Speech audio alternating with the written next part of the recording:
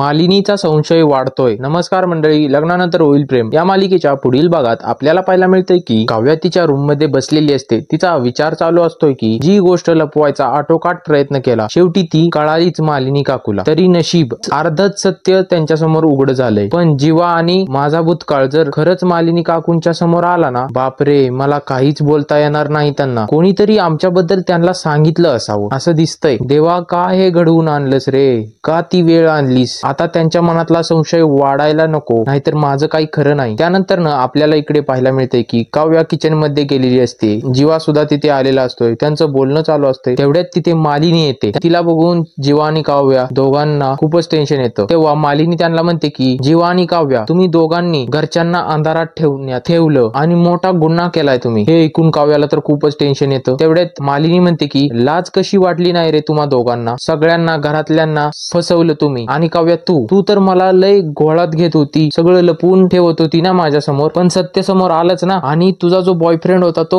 जीवा होता. हे ऐकून जीवा म्हणतो आई ऐक ना. पण मालिनी म्हणते मला काही सुद्धा ऐकायचं नाहीये तुझं. त्यानंतर मालिनी काव्याला म्हणते की माझ्या समोर उभा सुद्धा राहू नको, चल निघ इथून. आणि आरडाओरडा करत असते आणि म्हणत असते की तुम्ही दोघांनी आम्हाला फसवलं, तुम्ही हे केलं ते केलं. तेवढ्यात तिला चक्कर येते. तेवढ्यात तिकडे आपल्याला पाहायला मिळतंय की ते तर काव्याचं स्वप्न असतंय. ते अचानक दचका बसतो तिला आणि ती उठते. ती उठलेली बघताच पार्थ सुद्धा तिथे असतो. पार्थ तिला उठून म्हणतो की काय झालं काव्या, काही स्वप्न बघितलं का? काव्याच्या तर मनात खूपच टेन्शन आलेलं असतंय. आता पुढे नेमकं काय होईल? तेवढ्यात तिकडे आपल्याला पाहायला मिळतंय की मालिनी तिच्या मैत्रिणीला फोन लावून बोलत असते. ती म्हणते की माझ्या सुनेबद्दल तू मला नको ते गोष्टी सांगितल्या, तसं काही नाहीये ग. हे ऐकून मालिनीची मैत्रीण म्हणते अगं मी लोकांचा चेहरा बघून सांगते कोण कसं आहे ते. हे ऐकून मालिनीचं टेन्शन खूपच वाढतं. त्यानंतर आपल्याला इकडे पाहायला मिळतंय की जीवा आणि पार्थ बोलत असतात. तेव्हा पार्थ म्हणतो की अरे, रात्रीपासून काव्याची तब्येत डाऊन आहे आणि मला ऑफिस मध्ये जायचंय, जाऊ का नको? आणि खूपच